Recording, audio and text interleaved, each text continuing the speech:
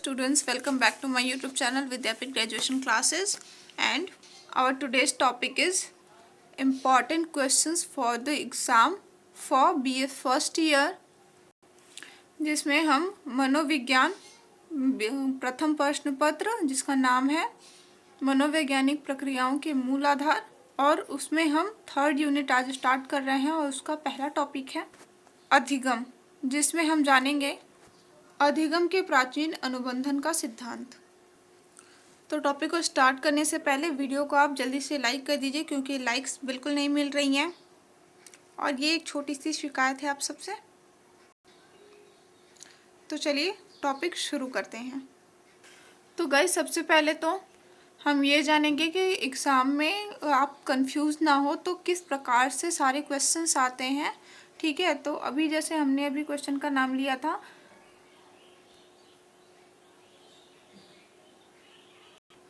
अधिगम के अनुबंधन का सिद्धांत, और नेक्स्ट जो क्वेश्चन है यही टॉपिक आपको अगले तरीके से पूछा जा सकता है कि अनुबंधन क्या है, प्राचीन तथा नैमित्तिक अनुबंधन का संक्षेप में विवेचन कीजिए।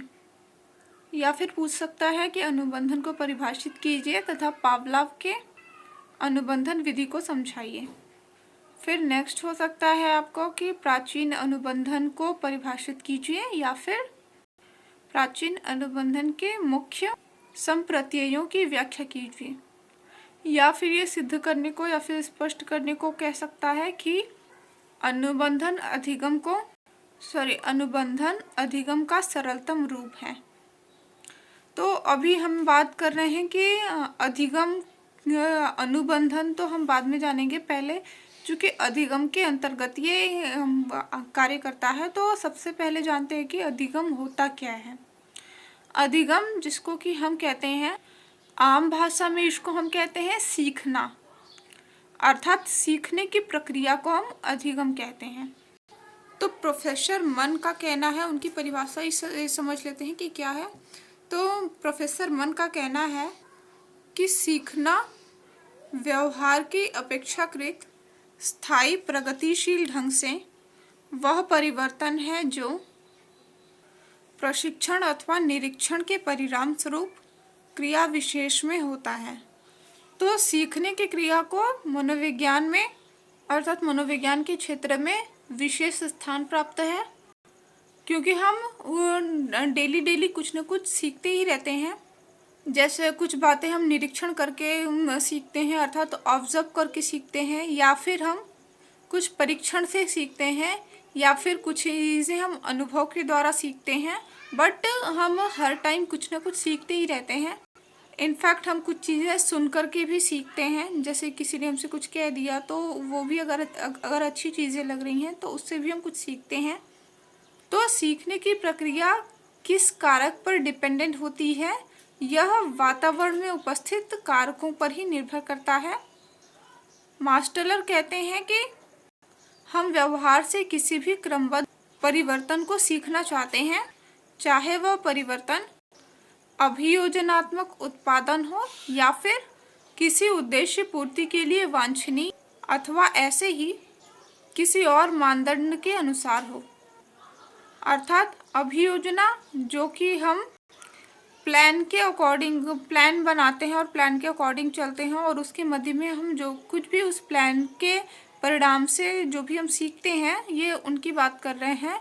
और इनका कहना है कि ये सीखने की प्रक्रिया तब भी संभव हो जब हम कोई कार्य किसी उद्देश्य की पूर्ति के लिए कर रहे हों, तो सीखने की प्रक्रिया तब संभव हो सकती है।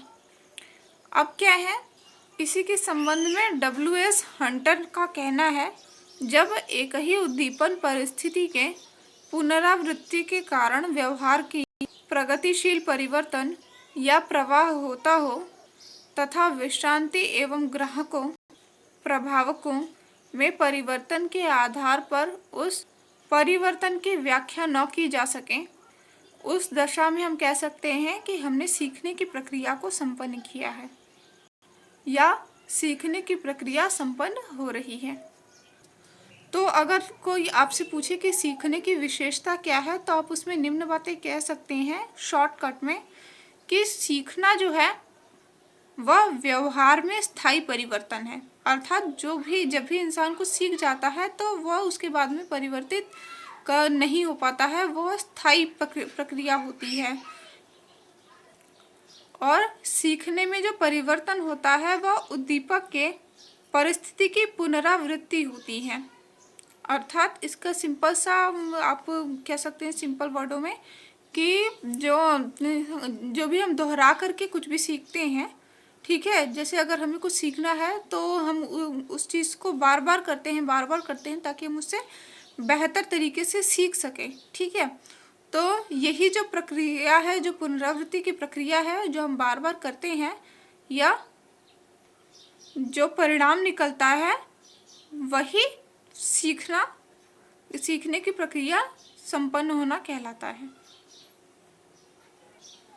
सीखना उद्दीपक तथा परिस्थिति के मध्य घटने वाला व्यापार है। कहने का तात्पर्य यह है कि जो सीखना है वह उद्दीपक तथा परिस्थिति, मतलब उद्दीपक जो भी उस सीखने का जो उद्देश्य है उसका कारक बनता है वो, और वातावरण की परिस्थिति के मध्य में जो कुछ भी होता है वह उसका जो परिणाम निकलता है वह सीखना कहलाता है। सीखना है जो वह घटनाओं के मध्य का साहचर्य है। अर्थात साहचर्य आप कह सकते हैं कि जो कुछ भी, अगर कोई घटना कुछ भी संपन्न होता है, ठीक है, तो उसके बीच में जो कुछ भी परिवर्तन हो गए या फिर जो जितने भी प्रकार के चेंजेस होते हैं, ठीक है, तो उनसे जो भी परिणाम निकलता है वह सीखने की प्रक्रिया के अंतर्गत निहित होता है।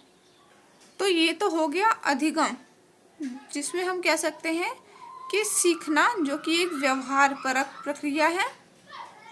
अब हम जानेंगे कि अधिगम के अंदर अनुबंधन क्या है और अनुबंधन किस प्रकार से अधिगम के अंतर्गत कार्य करता है। तो अनुबंधन क्या है? अनुबंधन दो उद्दीपकों के मध्य घटने वाले व्यवहार के स्थायित्व आने की प्रक्रिया अनुबंधन कहलाती है। अर्थात दो उद्दीपक हो गए और उनके मध्य में जो भी व्यवहार घटित हो रहा है और उसको तीसरा पर्सन ऑब्जर्व कर रहा है, ठीक है, तो वो क्या हो गया, वो तीसरे पर्सन के अंदर जो परिवर्तन होते हैं। क्योंकि जैसे सीखने से पहले इंसान को नहीं पता होता है, बट जब सीख जाता है तो उसके बाद में वो उस इंसान के अंदर परिवर्तन होता है, चेंजेस होता है। बिकॉज एक चीज़ होती है कि सीखने के पहले वो उस इंसान के अंदर में नहीं होती है, बट जब वो सीख जाता है तो वो उसके अंदर में हो जाता है, ठीक है।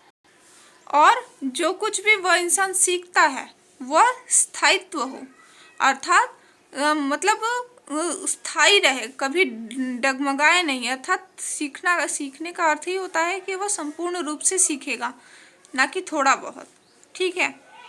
क्योंकि यदि थोड़ा बहुत सीखता है तो वो सीखने के अंतर्गत ही आता है, बट वह सीखने के उद्देश्य को पूर्णता प्रदान नहीं करता है। तो जब स्थिति में स्थायित्व हो जाए तो उस कंडीशन में हम कह सकते हैं कि यह अनुबंधन है। अर्थात पूर्ण रूप से सीखना ही अनुबंधन की प्रक्रिया होती है। या इसको अगर दूसरे शब्दों में कह सकें तो उत्तेजना तथा अनुक्रिया के मध्य जो साहचर्य का संबंध स्थापित होता है, हम उसे अनुबंध कह सकते हैं।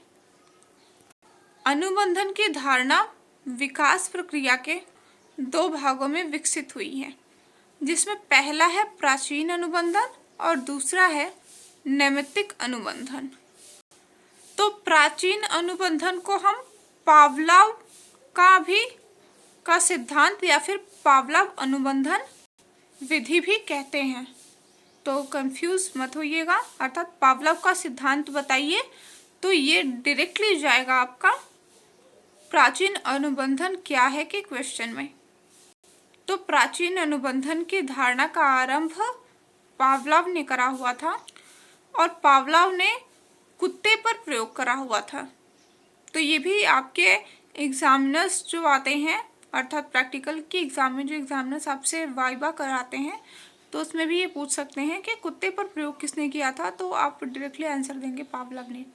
तो पावलोव ने कुत्ते पर प्रयोग करके अनुबंधन की प्रक्रिया का जन्म दिया है और इस प्रक्रिया को बाकी सारे मनोवैज्ञानिक जैसे यर्कस हो गए या फिर एनरे हो गए, उन्होंने भी इस प्रक्रिया को किया है और उन्होंने सेम टू सेम पाया है। तो पावलोव ने किया क्या था इसमें, अब ये जानते हैं। पावलोव ने किया था कि प्रयोग करने से पूर्व उन्होंने कुत्ते के गाल में एक छेद कर दिया था और छेद करके जैसे घोड़े की जो लगाम लगाते हैं उसके लिए जो घोड़े का मुंह यहाँ पर हम बांध देते हैं, तो ठीक उन्होंने भी वैसे ही करा हुआ था। कुत्ते के लिए छेद करके उसमें रबड़ की नली लगाई हुई थी। तो जैसे चाबुक मारते हैं तो अगर जैसे मतलब घोड़े की जो चाबुक मारते हैं तो उससे क्या होता है कि घोड़े के अंदर में उत्तेजना प्रवाहित होता है और घोड़ा तुरंत ही आगे भागने लगता है उस उत्तेजना के कारण। तो ठीक ऐसा ही जब कुत्ते के साथ में करा जा रहा था, ठीक है, तो क्या होता था कि वो उस कुत्ते के अंदर भी उत्तेजना आती थी और जब उसके अंदर उत्तेजना की उत्पत्ति होती थी तो उसमें उसके मुंह से लार टपकता था, ठीक है। तो उत्तेजना देने पर जो लार था उसे एक नली के द्वारा लगाया हुआ था जिससे कि उसका लार वह एक पात्र में मतलब एकत्रित हो जाए, ठीक है। और उसी के अकॉर्डिंग कुत्ते को खड़ा करा गया था एक स्टैंड पर कि जो भी मतलब जो मनोवैज्ञानिक है वो जो भी सोच रहा था समझ रहा था तो वो उस चीज़ को प्रॉपरली कंप्लीट कर सके और उसके बाद में वो क्या होता है वो देखना चाहता था।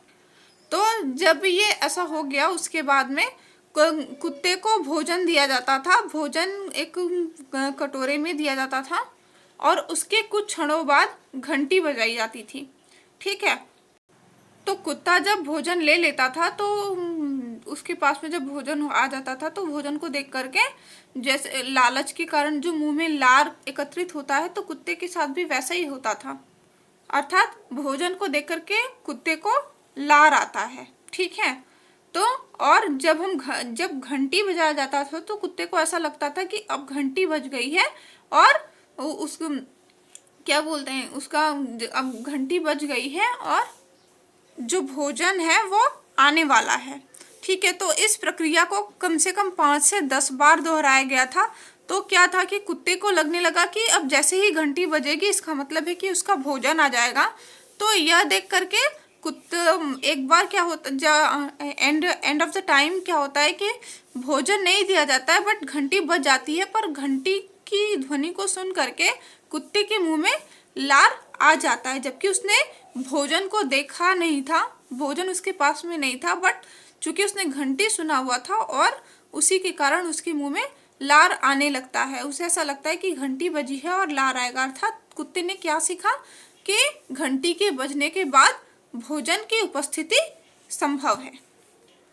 तो इस प्रकार से अनुबंधित क्रिया की ये विशेषताएं थी कि भोजन जो है वह मौलिक उद्दीपक का कार्य करता है और घंटी का बजना वह कृत्रिम उद्दीपक है, अर्थात उसे बनाया गया है, वह वैसा पहले नहीं था बट उसके सामने ऐसी परिस्थिति उत्पन्न करी गई थी। और जो भोजन है वह मौलिक है, अर्थात भोजन पहले से ही है कि भोजन को देख करके कुत्ते के मुंह में लार आता है। बट बाद में क्या हुआ, बाद में क्या उद्दीपक बना, घंटी, कि घंटी को देख करके घंटी की आवाज़ सुन करके कुत्ते के मुंह में लार का आना अवश्यंभावी हो गया था। फिर इसमें क्या है कि अनुबंधित अनुक्रिया अर्जित है और इसका प्रभाव उस समय परिलक्षित होता है जब वह मौलिक उद्दीपक से जुड़ा होता है। पावलोव ने कृत्रिम उद्दीपक को अनुबंधित तथा बिंद्रा ने नवीनता प्रक्रिया कहा है। अनुबंधित क्रिया के साथ साथ कालांतर में क्रिया मौलिक अनुक्रिया करने लगती है, जिसमें एक चार्ट है जो आपको डिस्क्रिप्शन बॉक्स में मिल जाएगा, तो आप वहाँ पर जा कर के देख लीजिएगा।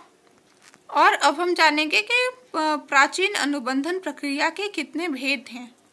तो अनुबंधित तथा अनानुबंधित उद्दीपकों का संबंध समय से रहा है। इसलिए काल को लेकर कई प्रकार के प्राचीन अनुबंधन माने गए हैं, जो ऐसे हैं, जिसमें पहला नंबर पे हम रख सकते हैं समकालीन अनुबंधन, और नेक्स्ट होगा विलंबित अनुबंधन, और उसके बाद चिन्ह अनुबंधित, और चौथा होगा पृष्ठमुखी अनुबंधन। तो जो पहला समकालीन अनुबंधन है, उसमें उद्दीपकों को एक ही समय प्रस्तुत किया जाता था, ठीक है, तो उसे समकालीन अनुबंधन कहते थे। विलंबित अनुबंधन में अनुबंधित उद्दीपक स्वाभाविक उद्दीपक के कुछ पहले प्रस्तुत किया जाता था, अर्थात बीच में थोड़े टाइम का गैप रख करके प्रस्तुत करा जाता था उद्दीपकों को। तो अनुबंधित उद्दीपक से इसकी शुरुआत होती थी और स्वाभाविक उद्दीपक पर जाकर के खत्म होती थी। जैसे घंटी पहले बजती है और खाना देने तक बजती रहती है। अब नेक्स्ट था चिन्ह अनुबंधित। तो इस प्रकार में उद्दीपक का आरंभ जो होता था वह अनुबंधित उद्दीपक और स्वाभाविक उद्दीपक के पहले होता था। पावलोव ने इसके संबंध में कहा है कि जो इस प्रकार के अनुबंधन में प्रतिक्रिया का साहचर्य अनुबंधित उद्दीपक से स्नायुविक चिन्ह के साथ होता है, क्योंकि अनुबंधित उद्दीपक अनानुबंधित उद्दीपक के आरंभ होने के पहले ही समाप्त हो जाता है। अर्थात जो चिन्ह अनुबंधन है वह क्या होता है कि स्वाभाविक अनुबंधन के पहले ही आकर के समाप्त हो जाता है, और उसके बाद में स्वाभाविक अनुबंधन स्टार्ट होता है, स्वाभाविक उद्दीपक का स्टार्ट होता है। नेक्स्ट है वो पृष्ठमुखी अनुबंधन, अर्थात इसमें अनानुबंधित उद्दीपक और अनुबंधित उद्दीपक बाद में दिया जाता है। इन दोनों के बीच में मध्यांतर होता है, अर्थात टाइम दिया जाता है, परंतु इस अनुबंधन का प्रयोग इस प्रयोग में नहीं लिया जाता है। तो इसके संबंध में ये जो चारों प्रकार के अनुबंधन के विषय में बताया गया है, तो इसमें से कुछ मनोवैज्ञानिक अपनी असहमति जताते हुए कहा है कि प्रयोग को तो उन्होंने माना है, बट जो ये चारों प्रकार के इसके जो भेद बताए गए हैं, अनुबंधन प्रक्रिया के जो भेद बताए गए हैं, उसमें उन्होंने इस भेद में कहा है कि ये 4 प्रकार के नहीं हैं। उसमें मतलब आलोचना करी है उन्होंने कि ये ऐसा कुछ नहीं है। तो जो भी आलोचना है वो आपको डिस्क्रिप्शन बॉक्स में दे दिया जाएगा और आपको पढ़ करके अच्छे से समझ आ जाएगा। तो ये था हमारा आज का अनुबंधन प्रक्रिया क्या है, अर्थात अधिगम के प्राचीन अनुबंधन का सिद्धांत क्या है, ठीक है। और अब हमारा नेक्स्ट क्वेश्चन जो होगा वो है स्मृति की प्रकृति तथा उसके प्रकार की व्याख्या कीजिए, ठीक है। तो आज के लिए इतना ही। इस वीडियो के लिए इसका डिस्क्रिप्शन बॉक्स जरूर चेक कर लीजिएगा, ठीक है, जो कि आपको नोट डाउन करने में ज़्यादा इम्पोर्टेंट रहेगा। और ये एग्ज़ाम में अगर आप नहीं भी लिखते हैं तो ज़्यादा इम्पोर्टेंट नहीं है, बट आपको जैसे अगर कोई बाहरी जैसे एग्जामिनर एंड ऑल है वो आपसे ये चीज़ें पूछ सकते हैं, ठीक है। तो आज के लिए इतना ही, धन्यवाद।